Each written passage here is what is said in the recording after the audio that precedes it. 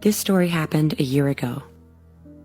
I had just moved to Canada for my film studies and had found a student residence where I had met my now best friend, that I'll call Christina for the story, and 2 other roommates. Christina and I really liked going out when we were bored or tired of staying in. So most of the time, we'd go out at night since that was when we were mostly bored.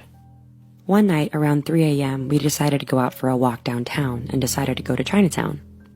The streets were pretty empty apart from a couple people that were mostly going home after a long shift. The streets were glowing with all the lanterns and a couple shops that were closing at the time. At the time, I had a pack of cigarettes in my bag since I had a movie where I needed cigarettes as props. As we were walking down the street, we noticed a weird man, bald in his late 30s, standing ahead of us, right at the end of a dark alley. He approached us and asked us if we by chance had a lighter. I told him we didn't, but it did bring back to mind that pack of cigarettes that I had.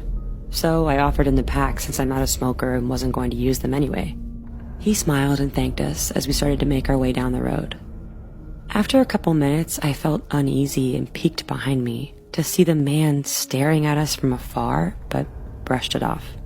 After a while, Christina tapped me on the shoulder, telling me to look behind me in a subtle way. I turned around to see the same man 20 feet away from us, walking slowly in the same direction. Christina and I noticed a bubble tea store ahead that was still open but was about to close.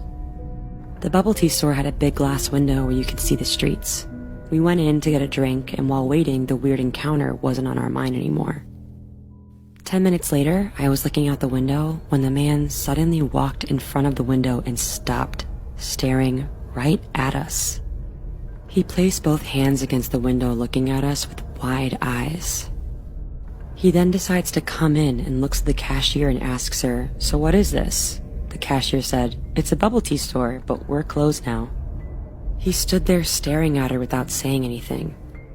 The cashier said, "We're not taking any orders, we're closed." Me, Christina, and the cashier all looked at each other, sensing something was off. He then turns to me and says, "See you momentarily," with the creepiest smile I've ever seen before heading out.